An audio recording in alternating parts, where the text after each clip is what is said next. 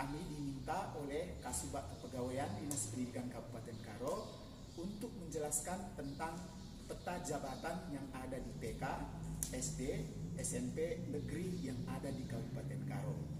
Hal ini sesuai dengan Surat Bupati Karo nomor 060-1128-ORG 2020 tanggal 12 Mei tentang pembinaan dan evaluasi perangkat daerah melalui Anjab dan ATK.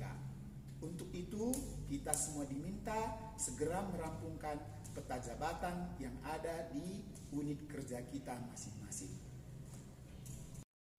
Peta jabatan adalah struktur organisasi dari suatu instansi yang dilengkapi dengan informasi ketersediaan PNS saat ini, istilahnya budgeting, pada posisi jabatan yang ada pada struktur organisasi tersebut, serta terlihat kebutuhan jumlah PNS yang ideal, sehingga instansi tersebut berfungsi dengan baik, juga terlihat kurang atau lebih. Penilaian ini melalui analisis jabatan dan analisis beban kerja. Untuk membuat peta jabatan dibutuhkan 1. Data-data kepegawaian di instansi atau unit kerja masing-masing. Saya yakin hal ini semua sudah tersedia di sekolah karena setiap tahunnya Bapak Ibu membuat daftar urut kepangkatan. Kedua, analisis jabatan. Untuk membuat analisis jabatan ini, itu kita membutuhkan peraturan perundang-undangan yang berlaku. Jadi di situ nanti berguna untuk membentuk struktur organisasi. Berikutnya, analisis beban kerja berdasarkan peraturan perundang-undangan yang berlaku yang berguna untuk menentukan proyeksi kebutuhan 5 tahun ke depan. Beberapa hari yang lalu saya sudah konsultasikan dengan Kabak Bagian Hukum Kantor Bupati bagaimana sih struktur organisasi TK, SD, SMP yang ada di Kabupaten Karo ini. Ternyata seperti inilah kalau untuk TK. Ada kepala sekolah, lalu ada guru kelas A, guru kelas B, lalu ada pelaksana urusan administrasi umum untuk TK, lalu ada juga petugas layanan khusus. Untuk membantu Bapak Ibu, saya sudah sediakan filenya sehingga Bapak Ibu untuk membuat struktur organisasi ini, Bapak Ibu tidak berkesulitan. Untuk TK lihat nanti file seperti ini, untuk SD file ini, untuk SMP file ini. Hal yang kita perlukan lagi, tadi seperti yang sudah diutarakan itu adalah proyeksi kebutuhan SD ataupun TK atau SMP 5 tahun ke depan. Itu juga bidang pembinaan ketenagaan sudah melakukannya dan nanti ada file seperti ini untuk proyeksi kebutuhan TK, filenya seperti ini, kalau untuk SMP ini, untuk SMP seperti ini. Nanti semuanya sudah kami, file ini sudah tersedia. Berikutnya, apa sih proyeksi kebutuhan itu seperti apa? Ini contohnya kami buat untuk SMP 1 Barus Jahe. Jadi nanti dia terlihat, begitu Bapak Ibu buka filenya, akan ada kolom nama jabatan, jumlah jam per minggu, dan yang lain-lainnya seperti ini. Yang kita butuhkan nanti di sini adalah untuk melihat kebutuhan. Nah, jadi sebenarnya kebutuhan ini berdasarkan analisis yang itu sudah kami lihat kebutuhan di masing-masing sekolah yang ada di Kabupaten Karo. Jadi nanti ini namanya kolom K. Perlu saya jelaskan, nanti kita berulang-ulang mengatakan kolom B, kolom K, supaya nggak susah seperti ini. Di manakah itu nanti muncul? Di peta jabatan itu nanti muncul dia seperti ini. Kalau di TK ada guru kelas A, kalau di SD nanti umpamanya guru kelas 1, kalau di SMP nanti ada guru mata pelajaran ini, itu dan sebagainya. Jadi yang B itu nanti ini. Itu namanya tadi ketersediaan PNS yang ada. Sedangkan kalau K ini adalah kebutuhan. Kebutuhan, seberapa sih butuh? Supaya Bapak Ibu kebutuhannya tidak salah, itu sudah dilakukan analisis oleh bidang pembinaan ketenagaan. Mengisi peta jabatan itu seperti apa? Untuk kepala sekolah seperti ini. Nanti di B ini itu adalah ketersediaan PNS. Jadi kalau Bapak Ibu definitif tuliskan. Sini 1 kalau dia definitif. Tetapi kalau Bapak Ibu PLT di sini harus diisi kosong karena masih status PLT. Lalu untuk di K, di kolom K ini, itu dituliskan 1. Karena setiap sekolah itu harus memiliki 1 kepala sekolah. Karena itu adalah kebutuhan. Mungkin agak kita perlu kecermatan sedikit. Nah, ini perhatian khusus supaya jangan salah kalau mengisi data guru. Nah, karena kalau data guru ini ada beberapa jabatan guru itu. Ada guru pratama, ada guru muda, ada guru madya, dan ada guru utama. Itu sesuai dengan golongannya. Nah, jadi perlu nanti itu dicermati. Kolom B adalah budgeting ataupun pegawai saat ini, yaitu jumlah guru berstatus PNS sesuai dengan baris jabatannya. Jadi nanti misalnya guru pratama berapa, guru muda berapa, guru madya berapa, guru utama berapa. Nah, itu yang perlu dicermati. Lalu kolom K itu jumlah kebutuhan. Ini harus Bapak Ibu lihat file data yang sudah dikerjakan oleh pembinaan ketenagaan. Nanti kalau untuk SMP, file 03 proyeksi kebutuhan SMP 5 final. Kalau untuk SD, 02 proyeksi kebutuhan SD laksana final. Dan kalau untuk TK, 01 proyeksi kebutuhan TK terbaru final. Itu kira-kira. Contoh, nah ini sebagai contoh.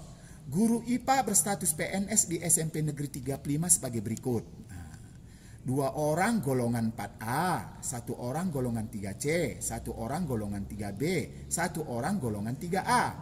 Pada file data 03 proyeksi kebutuhan SMP, karena guru IPA ini kan di SMP, nah, maka kita lihat kebutuhan di SMP. Nah, kebutuhan guru IPA itu ada 3. Bagaimanakah memasukkan ke peta jabatan? Seperti ini.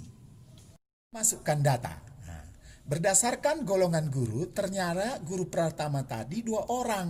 Nah, kan berdasarkan tadi pangkat dan golongannya kan. Nah, jadi 2 orang. Masukkan, nah, jadi guru pratamanya 2 orang. Masukkan angka 2 pada garis guru pratama pada kolom B.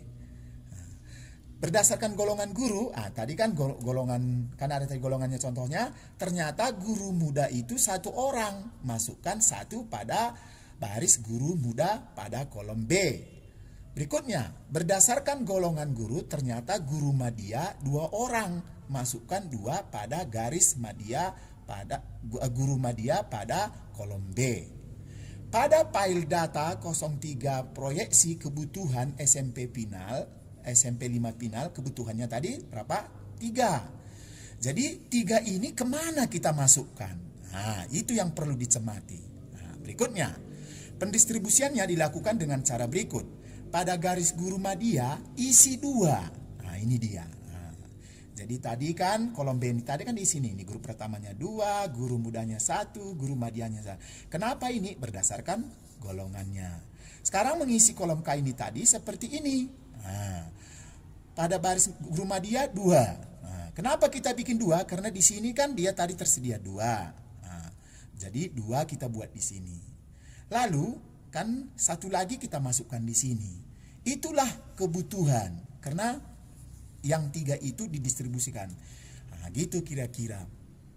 Kalau IPA tadi itu kan gurunya berlebih di sekolah. Ini bagaimana kalau gurunya statusnya kurang di sekolah? Nah, ini sebagai contoh, guru matematika berstatus PNS di SMP N35 sebagai berikut. 1 golongan 4, 1 golongan 3C, 1 golongan 3B. Pada file data 03 proyeksi kebutuhan, ternyata guru matematika itu dibutuhkan 4, padahal yang tersedia hanya 3. Bagaimanakah cara memasukkan datanya?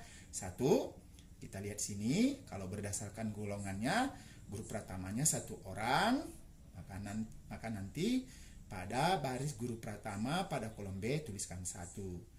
Nah, lalu guru mudanya 1 dan guru madyanya juga 1.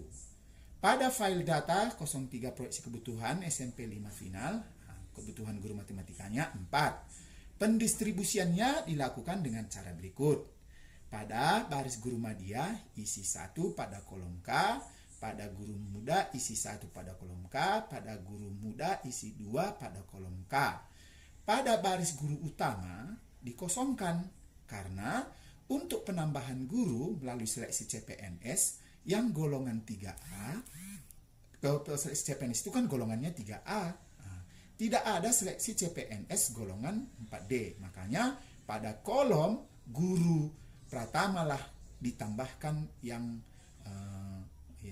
kurang tadi. Nah, makanya jika angka kebutuhan lebih besar dari budgeting, maka selisihnya ditambahkan atau di entry pada baris guru pratama atau 3A sampai 3B. Karena kalau S1 dia 3A, kalau diseleksi itu nanti S2 golongannya 3B. Cara memasukkannya ke peta jabatan kita lihat. Kan tadi guru matematika, maka lihat peta jabatannya guru matematika. Jadi kolom budgetingnya tadi mudah kan? Sesuaikan aja. Kalau guru pertama dia seperti ini, guru mudanya ini, guru medianya ini. Untuk kolom K tadi, kebutuhan tadi, kita masukkan mulai dari sini.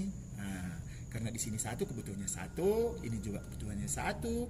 Lalu di sininya yang kita masukkan tersediakan satu, padahal kebutuhan kita harusnya di sini ditulis 2. Kenapa? Karena yang kurang ini nanti seleksi CPNS-nya harus melalui golongan 3A dan 3B. SMP yang rombelnya lebih dari 6, ini selanjutnya ya, bukan guru, kita ke tenaga kependidikan lainnya. SMP yang rombelnya lebih dari 6 dapat memiliki kepala tenaga administrasi dan 5 pelaksana urusan administrasi. Itu kalau yang rombelnya lebih dari 6. SMP ya, kalau SD enggak.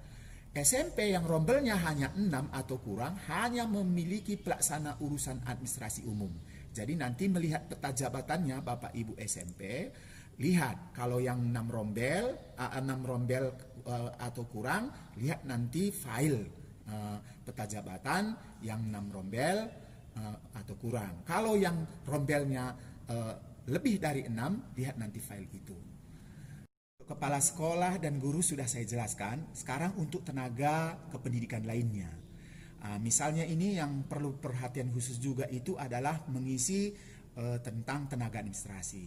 Kalau di sekolah itu tersedia PNS untuk tenaga administrasi lebih dari 1, maka yang 1 itu nanti untuk kolom budgetingnya, di kolom budgeting B, kolom budgeting itu nanti 1 dibuat sebagai kepala tenaga administrasi. Sisanya itu dimasukkan ke pelaksana urusan administrasi, apakah itu kurikulum atau apa itu bebas. Berikutnya, jadi sekali lagi saya jelaskan. Kolom B adalah budgeting pegawai saat ini, yaitu jumlah guru. Kalau nanti tenaga administrasi, berarti jumlah tenaga administrasi. Sedangkan kalau kolom kebutuhan, kolom K itu adalah kolom kebutuhan. Demikianlah penjelasan yang saya sampaikan. Semoga Bapak Ibu semuanya boleh memahaminya dan segera membuat peta jabatan dan mengirimkannya ke Dinas Pendidikan, ke Kasubag Kepegawaian Dinas Pendidikan Kabupaten Karo. Terima kasih.